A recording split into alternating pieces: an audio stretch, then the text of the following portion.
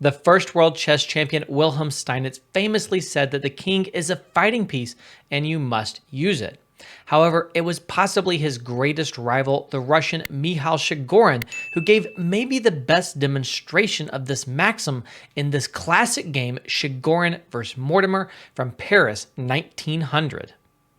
Chigorin opens the game here with pawn to e4. We see e5 in response, and then knight c3, knight c6, and pawn to f4, the Vienna gambit. Now, objectively, computers today may frown upon this move, but it's certainly an exciting move, and this is 1900s. This is the last vestiges of the romantic era of chess. There are no computers here, and this is just a lot of fun. After pawn to f4, we see pawn takes f4, and if you're afraid of checks, you can play knight to f3 here, but black gets a pretty good king's gambit by expanding with pawn g5. Instead, much more fun is pawn d4 as played in the game. This move is looking to get the whole of the center and to try to complete development, pick the pawn back up, and just get a great position. But it allows queen to h4 check. This check forces the king to move. It steps up to e2, and in this position, the king is certainly not super safe on e2, but we should remember that it is a fighting piece and we must use it even if there's risk.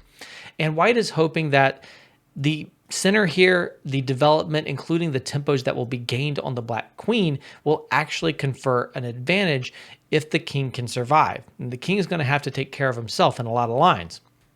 So after king e2, we get the best move, pawn to d5, an excellent move trying to focus on more development, freedom of action, and including the minor pieces in the attack on the white king.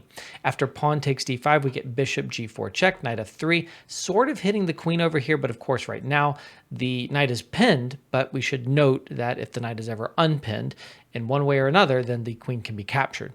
Now, black plays castles here, which is a very exciting move. And according to modern engines, this move is sound, sacrificing the knight on c6. But you have to follow this up very precisely. It's very dangerous for both sides.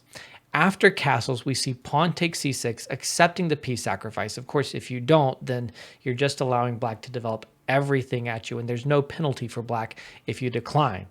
In this position, black does make a mistake. Knight to f6, it is just not a direct enough move. More direct was bishop c5, a very strong move, and after long thought here, Stockfish does think that black has full compensation. An unclear position that I could probably analyze for days and not fully come to a kind of final evaluation of. One thing that I will note here is that I think a lot of engines overestimate white's position because white can pick up a pawn here when black will definitely not take back, but instead will hide behind the umbrella pawn. The pawn count just doesn't matter here, but it does kind of stick in the engine evaluation and keep the engine evaluation higher for white than I think it objectively is. Again, just a very unclear position. d4 will fall, and this king will not be safe. So after pawn takes c6, we see the slower knight f6, and here another critical exchange of errors, really the most critical in the game. White should have played queen to d3 here, which is just an excellent move, stepping up, allowing the king to come back here, and also holding on to the f3 knight.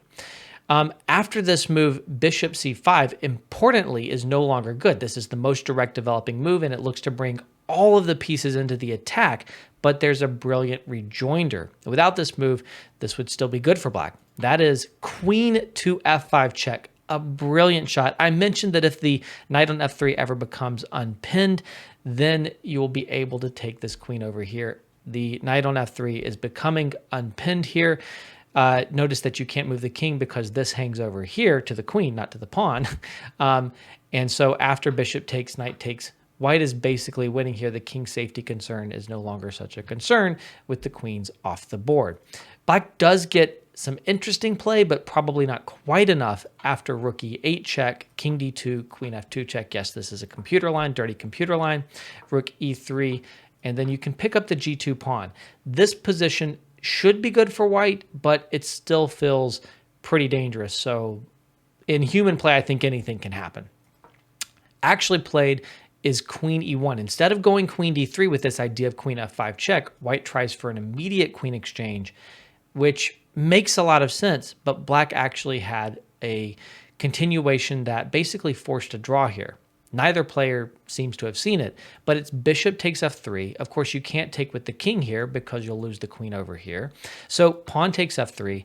Now rook e8 check. You've got a skewer, so forced is knight e4. And now simply queen h5. And it seems like white should benefit from the exchange of pieces, but in this position, the pressure on f3, so you can't play a move like king d3, and the pressure on e4, so black is threatening to capture with 2 pieces, means that white's best move is king f2.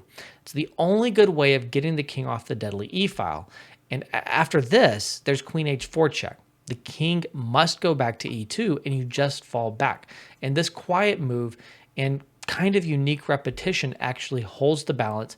The game should end in a perpetual, not check, but perpetual something. So that is not played. Instead, black makes a big mistake in this position, and that is rook e8 check. This move basically allows white to win the game, though there are some complicated tactics. Some things I would mention that kind of point to general reasons this move is an error, setting aside the tactical ones, are that it stops the other rook from getting in and some critical variations, and it takes pressure off of d4. So you get one check. If that check doesn't win the game, then you've really misplaced your pieces, and it doesn't win the game because of king d2, an excellent move. And it turns out we've unpinned. The queen is hanging over here.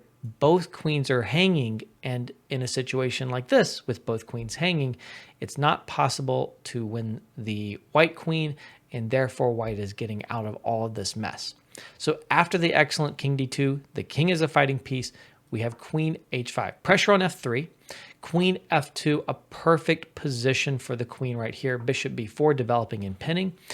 Bishop to d3, more development. Rook e3, the rook looks pretty right here.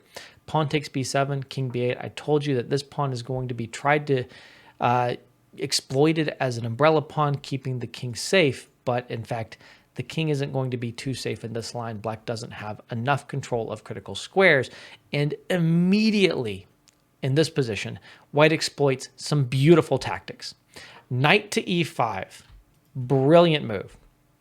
This move actually allows a tactical shot by black that wins the white queen. But white is already up a piece. Black has to give up a lot more material to win the queen. And now the knight is hopping into the action here. You have to anticipate that your king is going to get dragged into the middle of the board, as well as you're going to have to surrender the queen, but it all works out. Now here, best for black, if black is going to make a fight of it, is rook takes e5. And after pawn takes, queen takes, in this position, you can develop the other rook. The queen falls back. Black is down a whole rook here, but with the king still here and this bishop and rook struggling to get into the game, it's still kind of complicated. And I certainly wouldn't say that the path to victory is easy for white in this position despite being up a rook, though objectively white should win.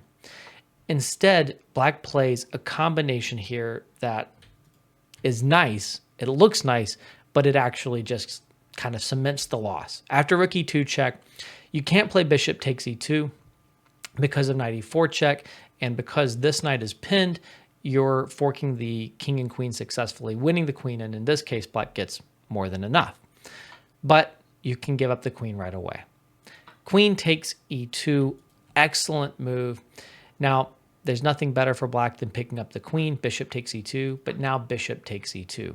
White has 2 minor pieces and a rook for the queen. We know that's enough, but also this queen is hit, and there are other tactics in the position. So white is easily winning right here. We get knight e4 check. The king steps up. We get knight f2 check. The king is a fighting piece. He marches to c4. This rook is hanging over here, but black's queen is also still hanging. The queen falls back to h6, but bishop f3. Nice and calm. The king is still threatening something, and you cannot take the rook because of knight d7, and it's actually a very funny checkmate. An umbrella pawn can protect the king from vertical checks, but it doesn't protect from other checks, such as knight d7. So after bishop f3, we see here pawn c5 trying desperately to create an escape square. but now it's a forced win for white. You can actually play this move right away, but we get this tactic in reverse order with knight d7 check first, which forces the king up after knight d7 check to c7, and now we get the tactic bishop takes f4 check, a petite combination to finish things off. Queen takes, knight d5 check with a royal fork. White has cashed in on the material and managed to march his king to c4 successfully. After king takes, knight takes f4, knight takes h1, pawn takes c5, bishop a5. We have b4. We're just harassing the bishop and not bothering to recapture the knight in the corner.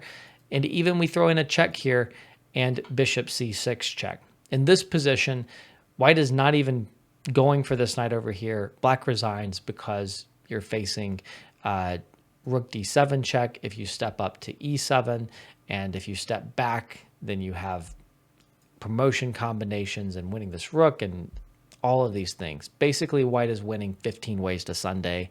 It's plus 15, black resigns right here. So I hope you've enjoyed this beautiful and romantic game. Sometimes it seems like white just kind of marches through in this game, but it's actually much more complicated than that, and black had good chances. And hopefully some of you will actually try the Vienna Gambit after this game, because it's a lot of fun, and it's very exciting to march your king into the middle of the board if you can get away with it. I hope you've enjoyed this game. If you want to see more of my favorite games from the 1900s, then simply click on the playlist that is popping up on your screen as I speak.